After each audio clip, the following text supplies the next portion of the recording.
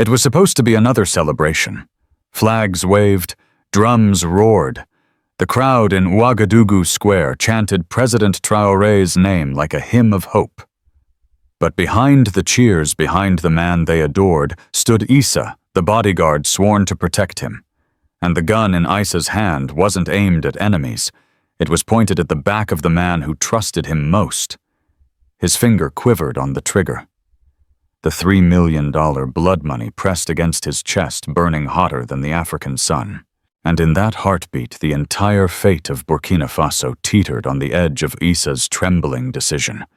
Would he betray his country or himself? Stay with us. This is only the beginning of a story that will shake you to your core. The barrel gleamed in the afternoon glare, slick with sweat and treachery. Issa's knuckles whitened as he adjusted his grip, his thumb brushing the cool steel as if searching for an excuse not to squeeze. Below the grand balcony, the city swelled with pride, their chants swallowing the city air, drowning out the crackling radio clipped to his chest. President Traoré, Traoré, Traoré. He could feel it in his bones, the weight of duty, the gravity of betrayal, and the hollow promise from men who didn't know his country, only its gold. Men like Kruger, with their silk suits and dead smiles. They didn't care if Traoré lived or died. They only cared that Issa pulled the trigger. Issa blinked hard, as flashes from his past sliced through the cheers. A mud-walled hospital with no medicine. His wife holding their fevered son eyes sunken from sleepless nights and hollow stomachs. The doctor's words haunted him still. Without money, your boy won't see another harvest. And then Kruger had appeared like a demon, wrapped in diplomacy. 3 million Isissa, Kruger had whispered, placing the briefcase gently on his lap like it was filled with salvation instead of sin. All you have to do is your job. Just aim a little lower this time. Issa had told himself it was for his family, for his son, for the promises Traoré could never keep. But now, with the gun in his hand, and the man himself standing just inches away, it didn't feel like duty. It felt like betrayal of everything he had ever been. Traoré turned, slightly flashing Issa the same smile he always did. The kind that made a soldier feel like more than a tool. You've been with me since the beginning, brother, Traoré whispered beneath the roar of the crowd. Stay close. I trust you. Issa almost choked. Trust. He had carried Traoré's secrets, shielded his back from 1,000 knives. But now, he was the knife. The sound of the crowd faded. All Issa could hear was the thunder in his ears. His finger crept toward the trigger, slow, deliberate, like a man walking into his own grave. He told himself it was just politics. Traoré wouldn't suffer. It would be quick, clean. But nothing about this moment was clean. The weight of his son's sickness, his wife's desperate prayers, the hollow looks of the villagers he'd abandoned to work for men like Kruger. They all pressed against his soul, suffocating him. The pistol's hammer clicked into place. The final act was seconds away. All Issa had to do was stop thinking, just pull, but his hand wouldn't obey. It trembled, cursed, froze. Suddenly, Traoré raised his fist to the crowd, their cheers erupting like thunder, the national flag waving behind him like a defiant flame. Issa's heart fractured. Could he really do this? Could he murder the only man who'd ever seen him as more than a gun for hire, the man who called him brother? Issa's lips parted, but no sound came out. His finger pressed against the trigger, harder now, and yet something inside him screamed no. A voice buried deep beneath years of orders and survival instincts. A voice that still remembered what it meant to be a man, and not a weapon. Would that voice win, or would the gun decide everything?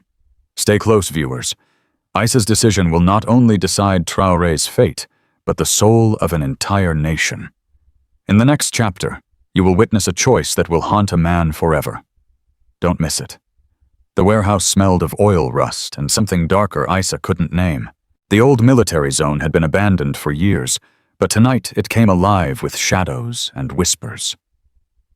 Issa stood in the center of it, boots echoing against the cracked concrete, as he faced the man known only as Kruger. The Western agent was everything Isa despised: slick hair, tailored suit, and that grin like he owned the world. Yet tonight, Kruger owned Isa's desperation. Kruger didn't speak at first. He didn't have to. The briefcase said enough sitting on the battered metal table between them like a loaded gun without a trigger. Finally, Kruger leaned forward, fingers brushing over the handle like he was petting a snake. "Do you know what I hate most about Africans, Isa?" Kruger's voice slithered through the dim air. "You still believe in loyalty, in brotherhood. It's charming and pathetic." Isa's jaw clenched, but he said nothing. He had come here for one reason, and it wasn't to trade insults. It was for his son.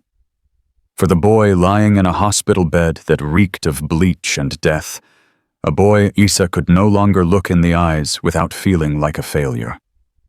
Kruger snapped his fingers. A second man appeared from the shadows, placing a photo on the table. Isa's throat tightened as he stared down at his son's frail, sweat-soaked face, oxygen tubes snaking around his tiny nose. His wife's tear-streaked face hovered in the corner of the frame hollow with fear. "He has days left, maybe less," Kruger whispered, sliding the photo toward him. "And your president, your so-called brother, what has he done? Parade speeches, empty promises, but no medicine, no treatment, no future." Isa's hands curled into fists. Kruger was lying. He had to be. Yet the hospital bills buried under his mattress, the rejection letters from foreign embassies, the doctor's warnings, they screamed louder than Kruger ever could. Kruger opened the briefcase with a hiss, revealing stacks of crisp dollars neatly packed, gleaming under the flickering warehouse lights. Isa had never seen that much money. It looked alien, obscene. And yet it was the answer to every prayer his wife had ever whispered into the dark. $3 million, Isa.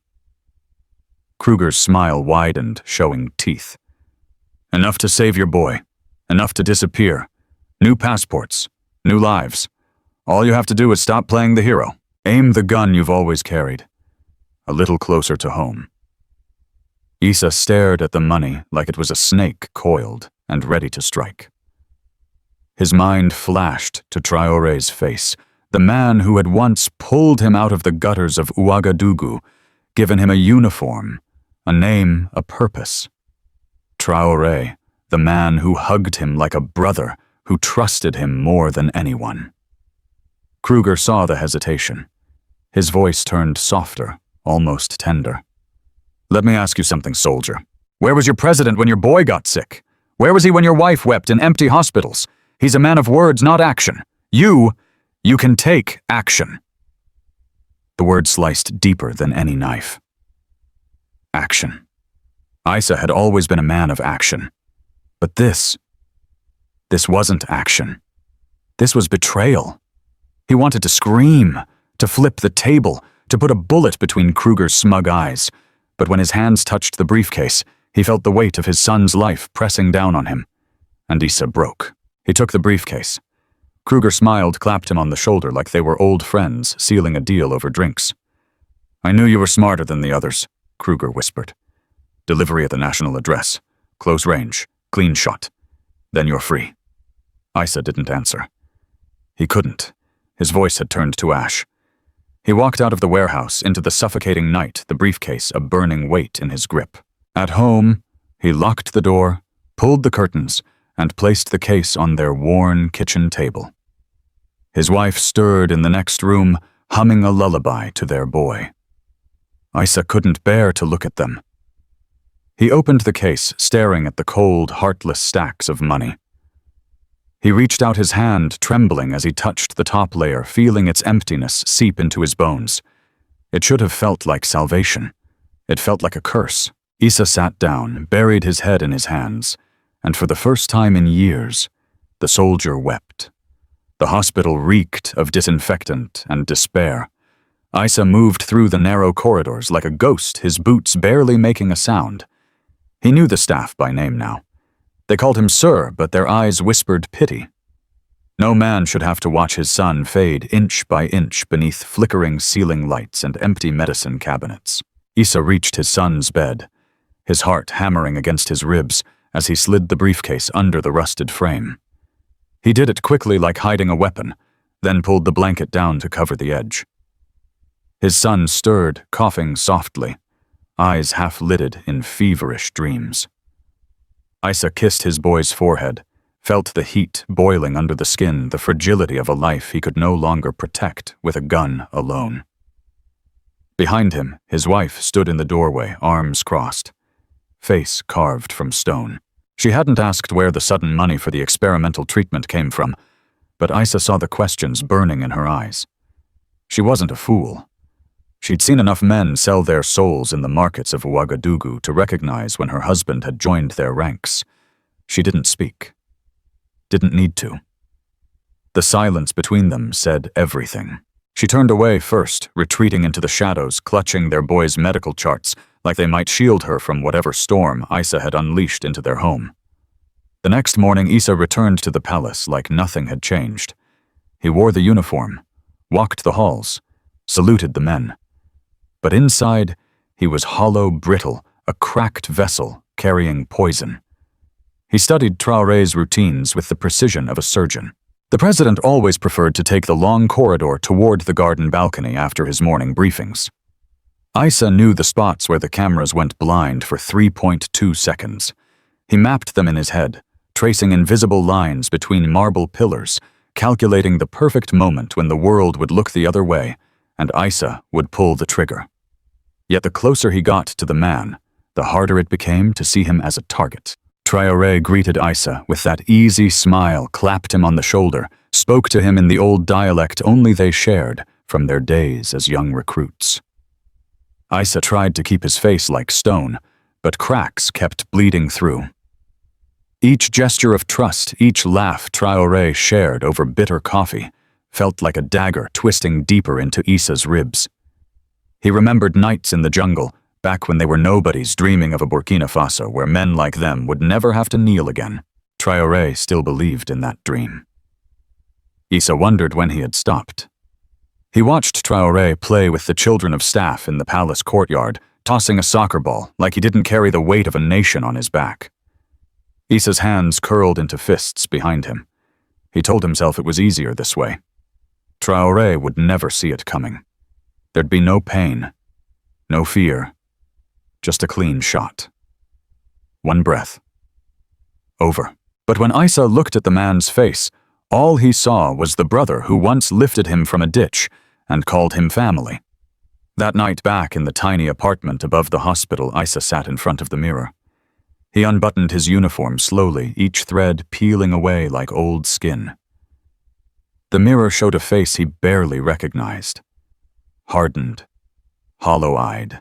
His father's ghost stared back at him from his own reflection, the same broken look he had worn the day the soldiers took him away for refusing to betray his village. Isa's hand brushed the pistol lying on the table beside the cracked glass. He picked it up, holding it to his reflection. The man in the mirror didn't flinch. He whispered to himself, the words sticking to his throat like ash. "Forgive me, old friend." But the mirror offered no forgiveness. It only showed him the man he had become, and the man he was about to be. The streets of Ouagadougou pulsed with life as President Traoré's motorcade moved through the city. From his post just behind the president, Isa watched the faces of the crowd, their joy raw, untamed, defiant. They chanted Traoré's name with a hunger Isa hadn't heard since the revolution days. Their eyes weren't the empty stares of a people beaten into submission. They sparkled, lit by a fragile hope that maybe, just maybe, this man in the open-roof Jeep could keep his promises. Children ran alongside, waving hand-painted flags, some bearing pictures of Traoré's face, others simple drawings of Burkina Faso, standing tall, unbroken. Isa had walked these streets before, as a young soldier in a forgotten army, under regimes that ruled by fear, not love. He had seen the same people whisper curses at their leaders from behind shuttered windows. Today, those windows were wide open, and the cheers weren't forced. They came from the heart. He kept his face still, his steps measured, his hand resting on the butt of his pistol, but something inside him cracked. This wasn't just a man he was shadowing. This was the hope of an entire people. Every step Traoré took toward the crowd, every handshake, every smile, it wasn't staged. Issa saw it in the president's eyes, the way he bent down to speak to an old woman selling peanuts on the sidewalk. How he took time to kneel beside a boy in a tattered soccer jersey and ask him his name. It gnawed at Issa. The man he was supposed to kill didn't wear a crown of lies. He wore the dust of these streets, the sweat of men who never stopped fighting. Traoré wasn't perfect, Issa knew that. The corruption still lingered in the shadows. The promises of new schools, clean water jobs, they came slower than the people deserved. But here now, in the faces of the children waving those sun-faded flags, Issa saw something even Kruger's millions couldn't erase. He saw belief. As the motorcade slowed for a community rally in the old quarter, Issa positioned himself within arm's reach of the president, his duty by instinct.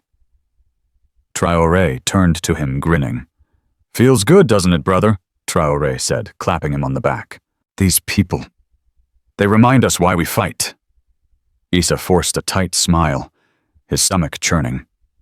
Traoré spoke as if they were still the same boys who once swore to each other by the riverbanks of their village long before titles and politics, when loyalty was as simple as sharing bread. That night Issa couldn't sleep. The city's chants haunted him. He climbed into his old pickup and drove out of the capital under the cover of darkness. The dirt roads leading to his home village were still as broken as they had been when he left.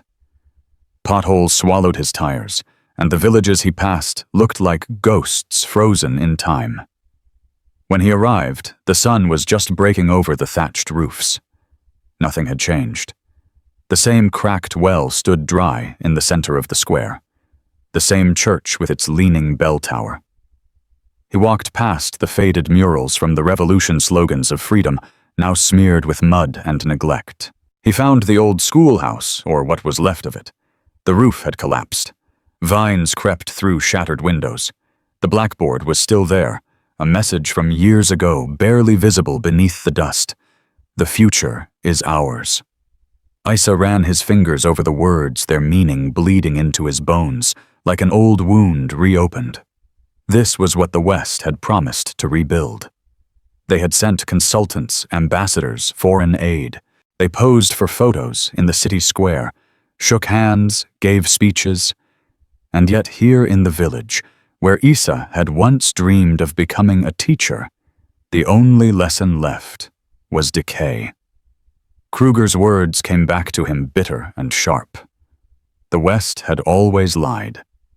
Traoré might move too slow, might stumble, but he had done more in 2 years than the foreigners had in 50.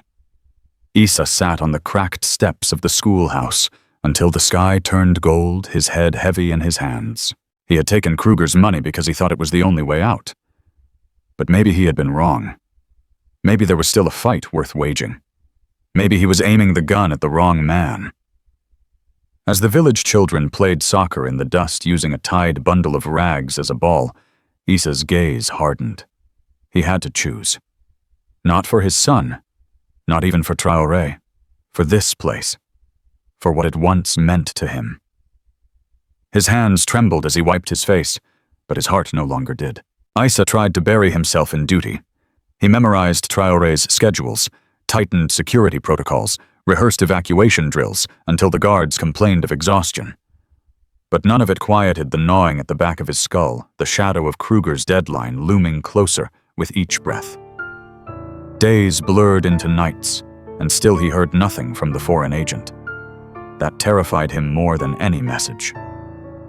Then the envelope arrived. No name, no return address, just his son's name scribbled on the back in red ink. He opened it in the empty barracks bathroom, locking the door behind him. Inside were photos. His son's small, frail body curled in the sterile sheets of the hospital. His wife slumped in a plastic chair beside him, head bowed, hands gripping the rails of the bed, as if they were the last thing anchoring her to this world. Next to the photos, a single line written in Kruger's precise, elegant hand. "Clock's ticking." Issa's heart pounded against his ribs like a prisoner beating against cell bars. He crushed the envelope in his fist, his breath ragged. This wasn't just pressure. This was a noose tightening around his entire family. Kruger wasn't playing games anymore. He was reminding Issa exactly who held the leash. At the palace, Issa kept his mask in place. The uniform helped. It always did. Hide behind the stripes. March like you believe the flag still means something, but inside the soldier in him was breaking. That night he found himself in the city's French Quarter, the place where the rich and foreign gathered behind velvet ropes, pretending the world outside didn't exist. The air inside the marble-clad hotel was suffocating thick with cigars and old power. Issa had been stationed at events like these 1,000 times before. Back then, he thought himself invisible, just another body in the shadows. Tonight he realized he had always been the target. Kruger found him by the champagne fountain, flanked by 2 men in silk suits who never blinked. "You're late," Kruger hissed through clenched teeth, lips barely moving as if the words themselves were poison. "Deadlines make men nervous, Issa. And when men like me get nervous, families start disappearing." Issa said nothing, his hands clenched behind his back so no one would see them shake. Kruger's smile was surgical cutting without blood. He placed a champagne flute into Issa's hand, like they were old friends. They posed for a photo, the press snapping pictures of Burkina Faso's security elite mingling with their Western benefactors. To the world, they looked like partners, allies. Inside, Issa wanted to throw the glass in Kruger's face, but Kruger leaned in closer, his breath hot and sour. "Issa, I'm not a patient man," he whispered. "You think your little village visit made you strong again? Think again. You still owe me a service. And if you don't deliver at the national address, I'll make sure your boy receives the best Western medical care available, in a coffin." Issa swallowed hard, the fury choking him more than the threats. Kruger's hand brushed his shoulder soft as a father's touch, but beneath it, Issa felt the chill of the grave. "You think your president will save your family? You think the people chanting his name will feed your son? They won't. They never will. You know it, Issa. That's why you took the case." He hated that Kruger was right. He had taken the case. He had let the money into his home, into his blood, into the cracks of his soul. Kruger clinked his glass against Issa's. "You are a soldier. Soldiers follow orders. This is no different, except this time you walk away with more than a medal. You walk away with your family breathing." The diplomat's speech began. The room quieted. Spotlights turned to the stage. Traoré stood tall, regal, speaking of independence, of dignity, of how Burkina Faso would never bow to foreign powers again. Kruger clapped politely, leaning in so only Issa could hear his final words. "Tick-tock, soldier." Issa stood frozen in place, the cheers of the room hollow in his ears, the countdown echoing louder than the applause. Embassies of the capital. Issa walked its narrow dirt paths, his boots crunching against fallen leaves and shattered promises. The moon hung low, casting everything in a sickly silver glow. He didn't need directions. Every soldier in Burkina Faso knew where Sankara lay. It was hallowed ground, both feared and revered, where men like Issa came to face the ghosts they could no longer outrun. The simple stone marker looked worn, weathered by rain and time, but the name carved into it still held power. Thomas Sankara, the man who had dared to speak the truth and paid for it with his life. The man Issa had grown up idolizing, whose speeches filled their classrooms like gospel before the West, buried them under new slogans of democracy and foreign aid. Issa knelt before the grave, the briefcase at his side like an anchor. He had carried it all this way, gripping it like a lifeline, yet now it felt heavier than ever. The money inside, the promises whispered by men like Kruger, they were supposed to save his son, his family, his pride, but all Issa felt was filth crawling under his skin. A cough broke the silence. An old man sat nearby, leaning against the remains of a crumbling monument, smoking a battered pipe. His clothes hung loose on his frame, eyes sunken but sharp. He watched Issa, like he'd been waiting for him all along. "You soldiers always come here when your hands start shaking," the old man said, his voice rough like gravel. "But it ain't the dead who can't sleep. It's the living." Isa said nothing. He wasn't here for lectures from old men drunk on yesterday's battles. And yet something about the man's tone cut through the fog in his head, the way he spoke like he saw straight into Isa's marrow. "You think that case will save you?"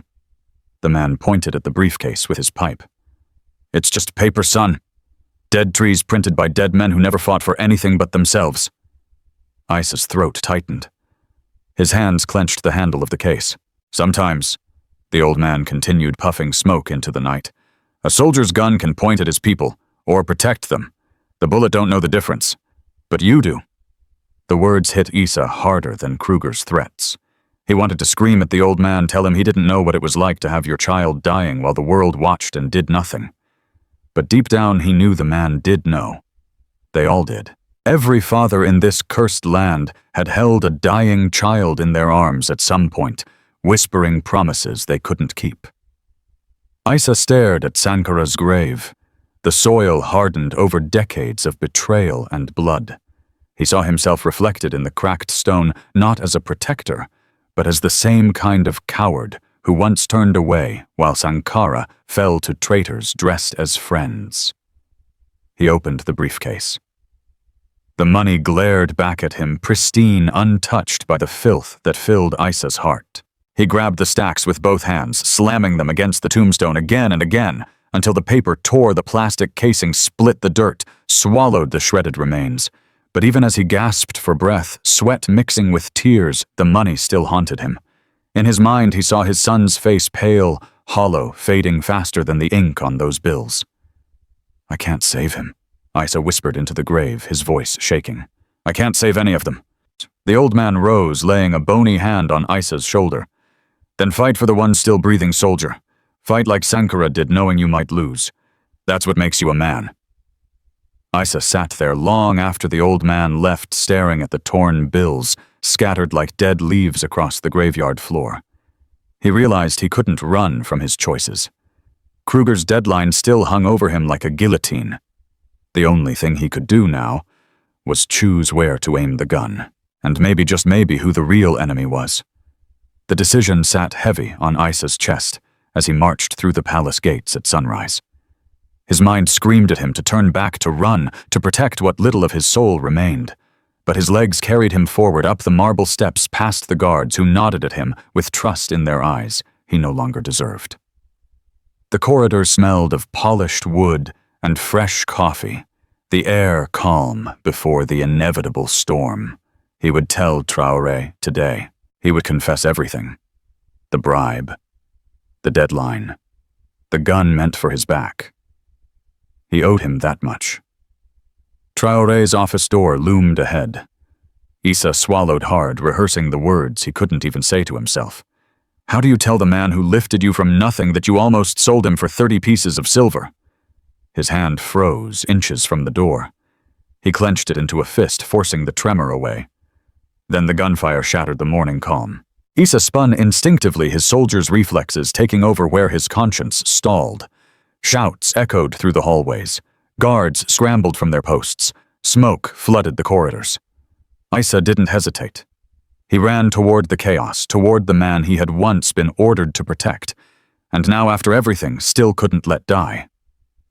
Inside the presidential wing, a group of masked men stormed the chamber weapons, raised their insignias foreign and familiar all at once. Mercenaries. Hired hands. Isa knew the type. Traoré stood defiant at the head of the table, arms crossed, refusing to flinch as rifles pointed at his heart. Isa moved like a shadow. No hesitation. No questions. He tackled the closest gunman, slamming him into the marble pillar with a crack that silenced the room for a heartbeat. The other mercenaries turned, but Isa was already inside their ranks, his fists, elbows, and knife moving in brutal precision. Blood splattered the president's desk. Isa didn't care. He fought like a man possessed, like a man with nothing left to lose. Traoré grabbed a fallen pistol covering Isa's flank.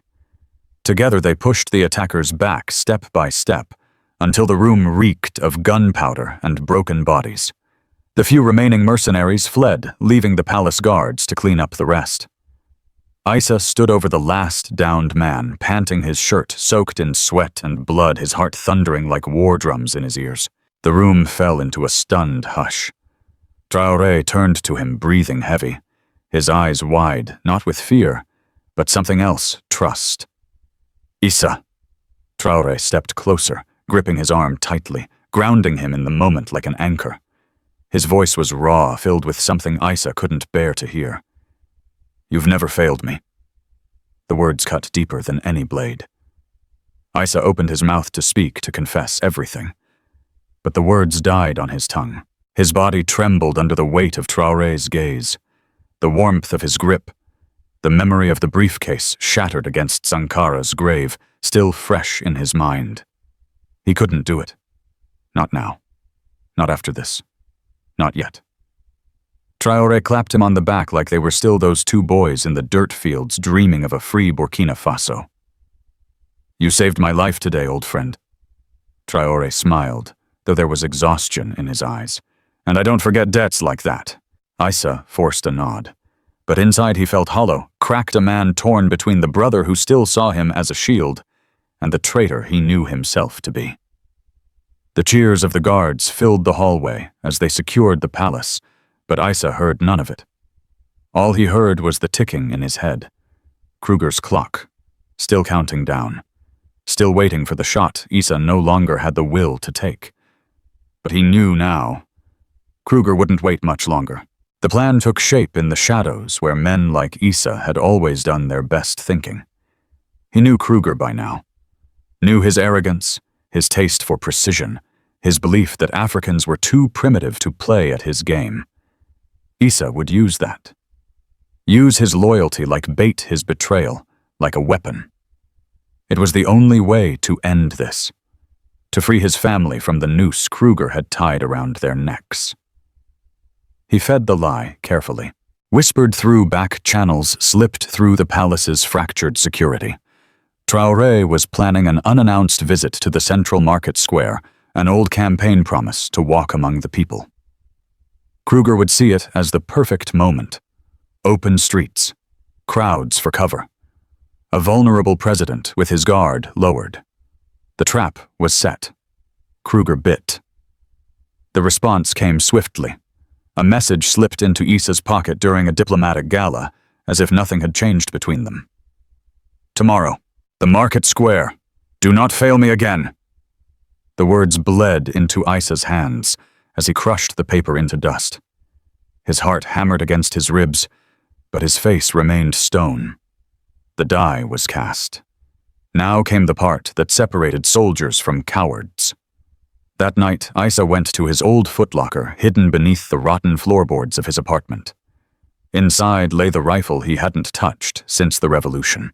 It still bore the scars of old battles, the scratches along the barrel where his fingers once gripped too tight during nights in the jungle, waiting for enemies who never slept.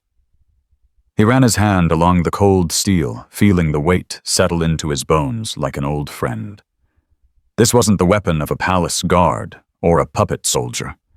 This was the weapon of the man he used to be, the man who had sworn to protect his people even from men who wore the same uniform.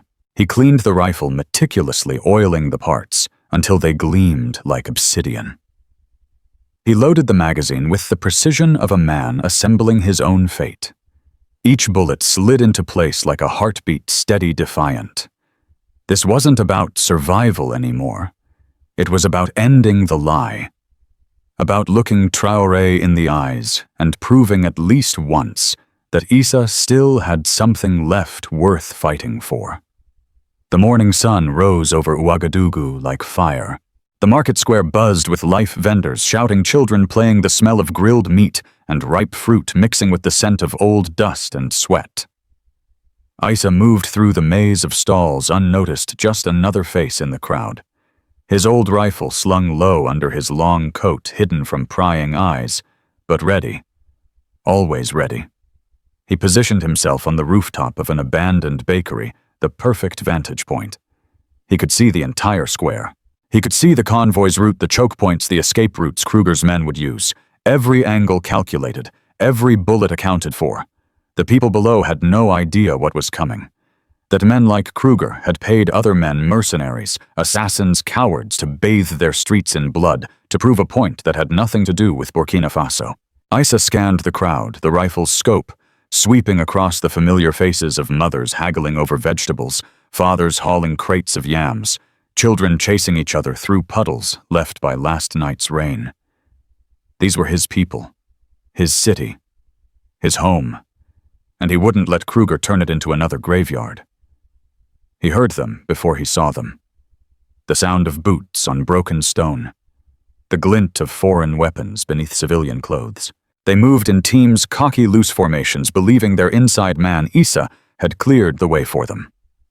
Good. Let them believe. Issa locked and loaded his rifle, the click loud in the silence of his thoughts. The old steel felt right in his hands, like a part of him he had buried too long. He took a slow, steady breath, letting it fill his lungs, letting the fear drain from his body with the exhale. This was his war now, and he would fight it on his terms. No more waiting, no more running, no more clocks. Only justice.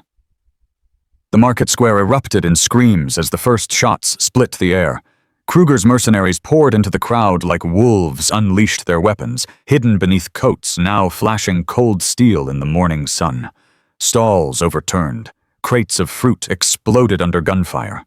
Mothers grabbed their children and fled as chaos swallowed the peaceful hum of daily life. But Issa was ready. From his vantage point above the bakery, he took the first shot clean through the leader's chest. The mercenary collapsing before his men even realized the ambush was theirs now. Issa moved like a machine breath, steady eyes cold, his rifle barking judgment with each squeeze of the trigger. Years of soldier's instinct guided his hands, but something deeper pushed him. Now, a loyalty not to the paycheck in his pocket, but to the dust under his boots. Kruger's men faltered. They weren't prepared for resistance, not from Issa. Not from the scattered palace guards disguised as civilians lying in wait among the market vendors. Issa's trap snapped shut as his men rose from the crowd, weapons drawn, blocking the mercenaries' retreat. But it wasn't just the guards. The people joined the fight. Men with rusted machetes, women with broomsticks, stones, their bare hands. The market turned into a battlefield, and the battlefield turned into a reckoning. Issa watched as the people he once believed powerless stood their ground, fought back with a ferocity no foreign army could have anticipated. It wasn't organized. It wasn't clean.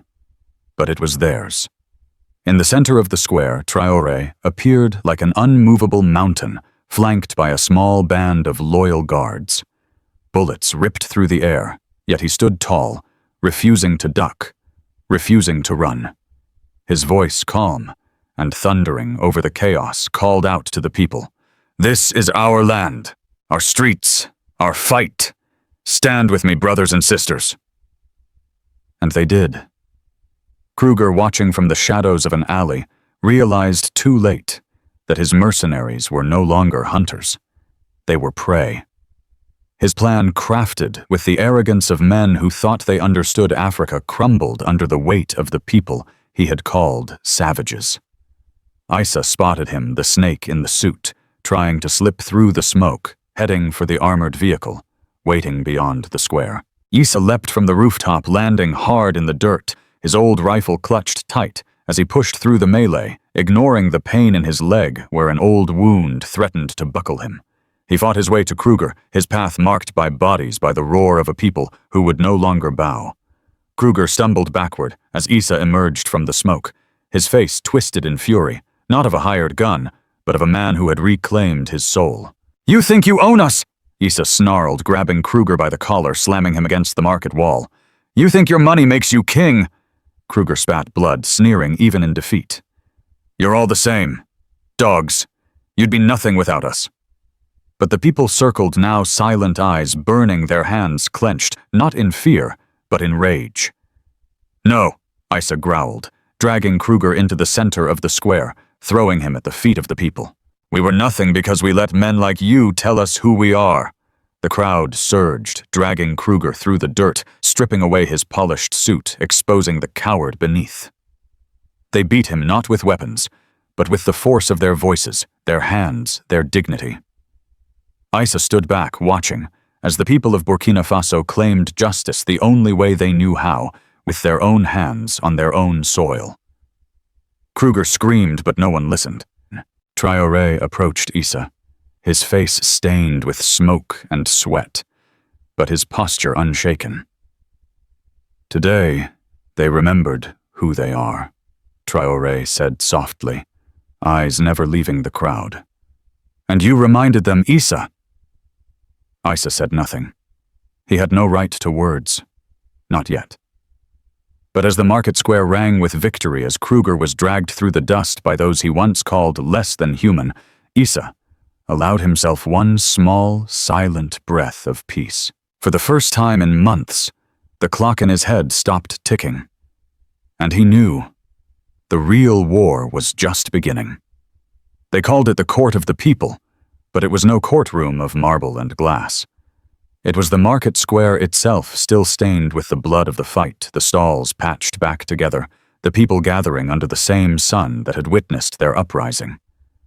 There were no suits, no gavels, only voices raw and defiant, echoing across the open space as the people of Burkina Faso sat in judgment of the men who had tried to sell them back into chains. Kruger and his conspirators were paraded into the square, stripped of their polished arrogance. Hands, bound faces exposed. They sat under the heavy gaze of the people they once dismissed as pawns. Their fear was a language everyone understood. Traoré stood at the center, not on a podium, but on the same dirt floor as everyone else. His voice carried without a microphone, steady and sharp. This is not a court of revenge. Traoré said, his eyes sweeping the crowd, lingering on the children perched on crates to see justice unfold. This is a court of truth, of dignity. Today, the people will hear the crimes committed against them, and the truth will decide. Then he looked at Issa. Issa stepped forward, the weight of the moment suffocating him more than the rifle ever had. The people stared at him, some with confusion, others with the beginning of rage. They had seen him fight alongside them, shield Traoré from the mercenaries' bullets. They didn't know the whole story. Not yet.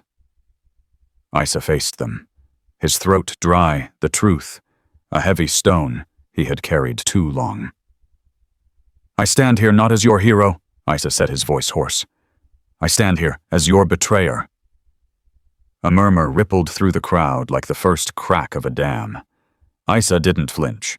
I took their money, he said, pointing to Kruger without looking at him. $3 million to kill the president, to kill the man I swore to protect. Gasps. Some shouted. Others stood in stunned silence. I accepted it because I was weak. Issa continued, his voice breaking. Because my son is dying, and I thought there was no other way. I let myself believe a foreigner's lies over my own people's strength. And he dropped to his knees in the dirt, unarmed, stripped of his uniform, of everything but the truth. I do not ask for forgiveness, Issa said, his head bowed. I expect none. I have earned none. I only ask that whatever punishment you decide for me, my family be spared. My boy, he did not make my choices. Silence gripped the square like a clenched fist. Even the birds seemed to hold their breath. Traoré said nothing. The people said nothing. The weight of Issa's confession hung heavy in the air, suffocating, unrelenting.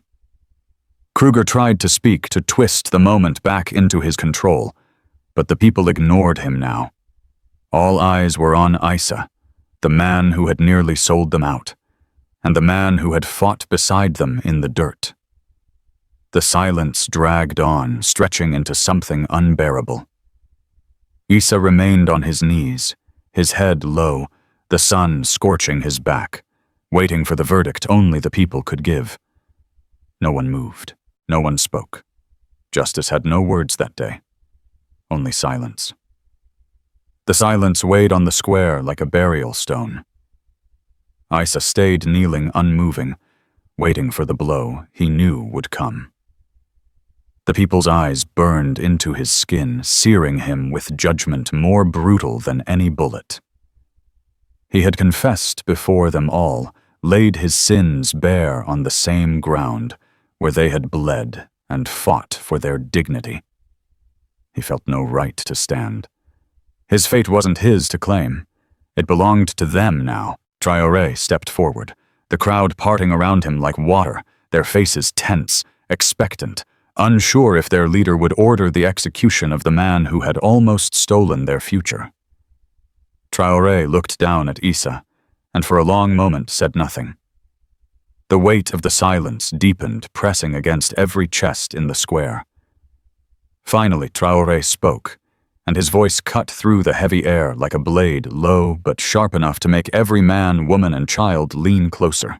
"This man," Traoré said slowly, not looking at the crowd but at Isa, his face unreadable. "This man took money to betray me." The crowd hissed, some voices shouting for justice, others for death. Isa flinched, but did not raise his head.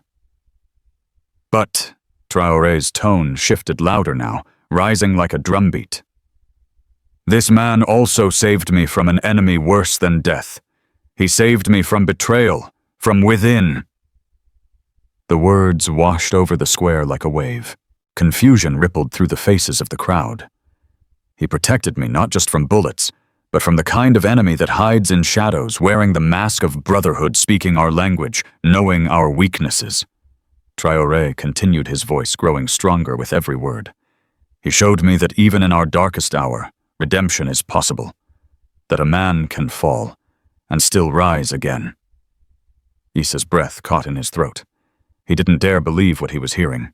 His hands trembled against the dirt, his body numb, heart pounding against the walls of his chest, like it was trying to break free. Traoré turned to the people, his voice now a roar that shook the market walls. "You have already seen this man fight for you. You have seen him bleed for you. And now you have seen him kneel before you not as a soldier, but as a man." He paused, letting the weight of his words settle. "And I tell you now, I will not take his life." And a gasp tore through the crowd. "I pardon him," Traoré declared, his voice unwavering. "Because mercy is not weakness, because justice is not vengeance, because if we cannot forgive our own when they face us with truth, then we are no better than the men who tried to chain us." Isa collapsed, his forehead pressing against the dirt, the tears finally spilling from eyes that had forgotten how to cry. His body shook as the flood of guilt, relief, and unbearable gratitude overtook him. He couldn't breathe, couldn't move. The weight of his sins crushed him even as the rope around his neck loosened. For a heartbeat, the square stood frozen, suspended between past and future. And then the people roared. They chanted his name first hesitantly, then louder, like a dam had burst. "Isa! Isa! Isa!" The sound swallowed him, the same people he had betrayed, lifting him back to his feet, not with hands, but with their voices, their forgiveness pouring over him like a flood he couldn't stop, couldn't deserve. Traoré reached down, pulling Isa to his feet, gripping his arm firmly. "You still have debts to pay, old friend," Traoré whispered, a small smile breaking through the steel of his face. Isa could only nod, choking on tears. He knew now. His life was no longer his. It belonged to them, to Burkina Faso. And this time, he wouldn't fail. The years didn't wait for Isa. They crept into his bones like the dust that never left the streets of Ouagadougou. The limp from the market fight never healed right. The doctor said he was lucky to be walking at all. Isa never called it luck. It was a debt, one he paid every day as he climbed the dirt roads back to his village, the weight of his old rifle replaced now by something heavier, books, chalk, and the silent burden of memory. He left the uniform behind, left the palace, the titles, the praise that had never sat comfortably on his shoulders. Traoré had offered him a post in the new Security Council, a chance to stand in clean suits beside men with soft hands, who spoke of reforms in air-conditioned rooms. Issa refused. He had spent too many years chasing power in the name of protection. Now he wanted something simpler, something that couldn't be stolen by men like Kruger. In the crumbling schoolhouse of his childhood village, Issa found his place again. The roof still leaked. The desks were still crooked. But the children came wide-eyed, barefoot, hungry for lessons not found in textbooks. Issa taught them letters history, the names of the rivers and the heroes who once stood against empires. But more than that, he taught them the lesson that had taken him too many years to learn. A man, he told them, his voice rough as the chalk between his fingers, is not what he takes from the world, not the medals, the money, the titles. A man is what he refuses to do, what he refuses to become. The children listened, though they didn't yet understand the weight of those words. They would. Life would teach them the same way it had carved the truth into Issa's bones. Some days he sat under the old mango tree, the same tree he and Traoré once carved their names into, as boys dreaming of a country they had barely known. The carving was faded now, the bark grown thick over their foolish promises, but Issa still ran his fingers over the scars, remembering. His son, stronger now, ran through the village streets like a shadow of the boy who once clung to life in a hospital bed. The medicine had come along with the clinics Traoré built in the aftermath of the coup. It was slow, never enough, but it had saved his boy. And in the end, that was all Issa had ever asked for. The boy wore no chains of his father's mistakes. Issa had made sure of that. One afternoon, as the sun dipped low and the children drifted home, Issa sat alone on the schoolhouse steps, watching the dust swirl in the orange light. His old crutch leaned against the wall beside him, battered, worn like him, but still holding him upright. It reminded him of who he was now, a man stitched back together by forgiveness, duty, and the stubborn refusal to let his past define his future. He heard the footsteps before he saw him, his son taller now, a boy no longer running toward him through the haze of twilight, his face bright, breathless. "Baba," the boy called out, laughing arms wide. Issa rose slowly, his body aching with each step, but his heart lighter than it had been in years. He caught his son in his arms, holding him tight, breathing him in like the air after a long drought. In that moment there were no crowds, no chants, no enemies left to fight. Only this. Only the boy. Only the future. Issa closed his eyes, letting the warmth of his son's embrace fill the cracks the war had left behind. For the first time in a long time, he felt whole. And that was enough. Traoré arrived at the village unannounced, as he always did, when the world outside grew too loud, too heavy, with treaties, cameras, and the endless parade of diplomats who pretended to understand the soul of a country they had only seen through tinted windows. He came alone. This time, no convoy, no guards, just a simple cloth draped over his shoulders, his boots thick with the same red dust Issa had tracked home every day since returning to the village. Issa met him at the schoolyard under the crooked mango tree, where boys still gathered to trade dreams. Traoré smiled, as if nothing had changed between them, as if the years of betrayal, forgiveness, and war had left them untouched. "I brought something for you," Traoré said, setting a heavy leather case on the steps. Inside stacks of papers, government seals deeds offers of Title Lands Authority, a seat on the National Integrity Board, a rank in the new army, riches that would ensure Issa's family never knew hunger again. "You earned this, Issa," Traoré said, his voice soft, but laced with the weight of power. "You can have it all. No one would question it." Issa looked at the papers like they were Kruger's briefcase all over again, clean official smelling of ink and empty promises. He pushed the case away gently, shaking his head. "I don't want it," Issa said simply. Traoré blinked, surprised, maybe even hurt. "Issa, you fought for this country. You saved my life. You deserve— I deserve nothing. Isa interrupted his voice, steady but low enough the children nearby wouldn't hear. I was given a second chance. I'm not wasting it on titles or medals. He stood motioning to the schoolhouse, the children laughing as they painted maps of their country on the crumbling walls. You want to give me something, Ibrahim? Give them schools that won't fall apart when the rains come. Give them clinics where mothers don't have to bury their children because the medicine never arrives.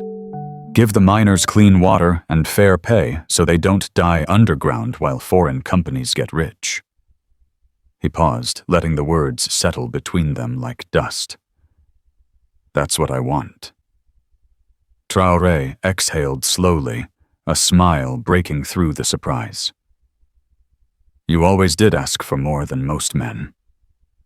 Isa chuckled, the sound rough and rare, because they taught us to ask for less. Traoré nodded, stepping forward, placing a hand on Isa's shoulder, not as a president, but as the boy Isa once knew, the boy who carved their names into this same tree. Then you have it, old friend, Traoré said, his voice soft, with the promise of a man who finally understood that the real battle was not on the palace steps, but here in the dirt among the people. The weeks that followed were filled with the sounds of hammers' laughter, the crack of chalk on new blackboards.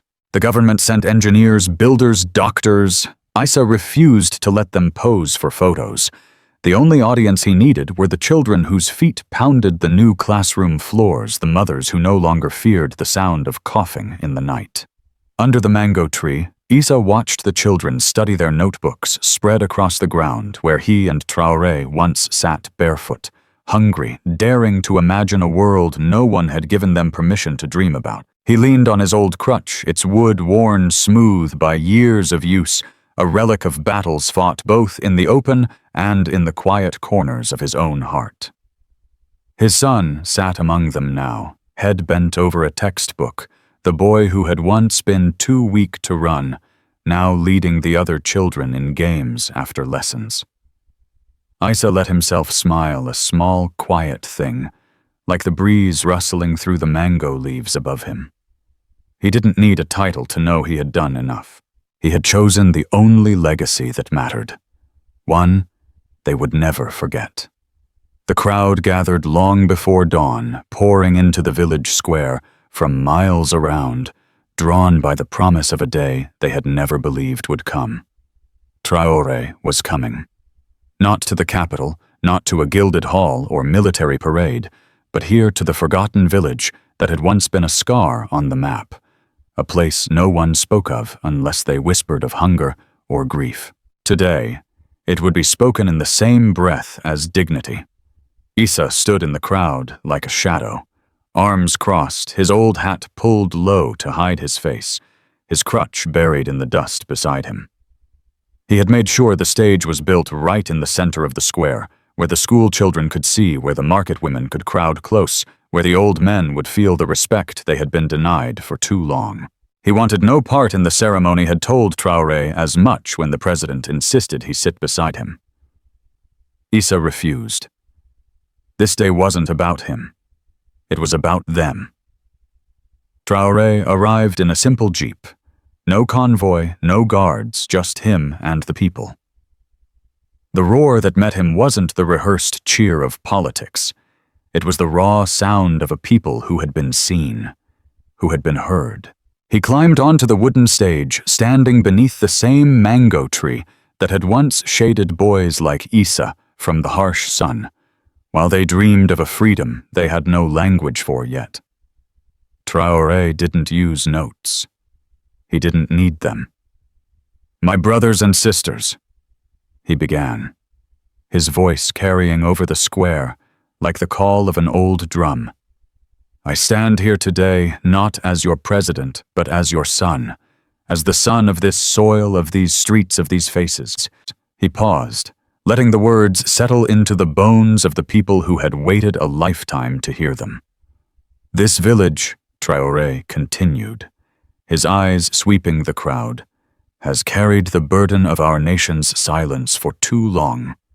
But today, it will no longer be the place they forgot. Today, it becomes the place they remember. the place where dignity stood tall. He raised his hand toward the crowd, toward the schoolhouse, the clinic the children playing soccer on the new field Issa had insisted they build first. From this day forward, Traoré declared, his voice rich with pride, "This place shall be known as Place of Dignity, because you have taught us what dignity truly means, and we will never forget it." The crowd erupted not in polite applause, but in a roar that shook the earth itself. Issa stood still, shoulders tight, head bowed, the noise crashing over him like a wave he refused to ride. He felt his wife's hand slip into his, grounding him steady as always. "You should be up there," she whispered, her voice soft, but edged with the knowing tone she always carried when he tried to shrink from what was his. Issa shook his head, eyes fixed on the stage, on Traoré, standing where he belonged. "I am exactly where I should be," Issa said quietly, squeezing her hand. "We are free now. That's all I ever wanted." She leaned into him, resting her head against his shoulder, her breath warm against his neck. He let the tears come silent, hidden beneath the brim of his hat. The tears of a man who had fought too long, lost too much, and finally found peace in the arms of his people. Traoré scanned the crowd, his eyes catching Issa's through the mass of faces, the noise, the flags waving in the sun. He said nothing, but his gaze lingered, holding there in the quiet space between them, in the unspoken bond forged not in palaces, but in the dirt of a battlefield, in the broken promises they had rebuilt with their own hands. And then, without a word, Traoré lifted his hand in salute. Not the crisp, formal salute of the military, but the small, quiet gesture of a brother to a brother.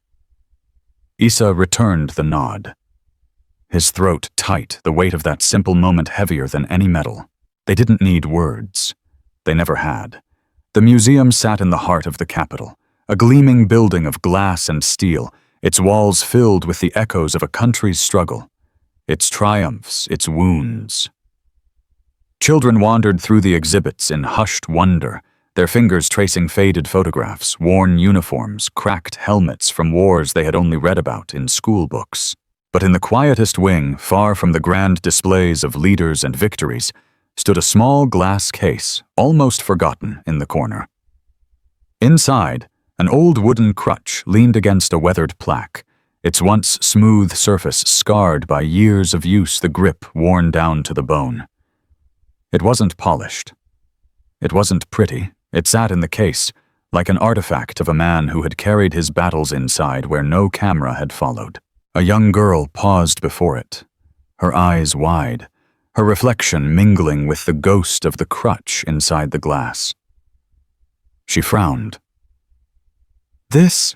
she asked, turning to the tour guide, a woman with silver hair and soft eyes.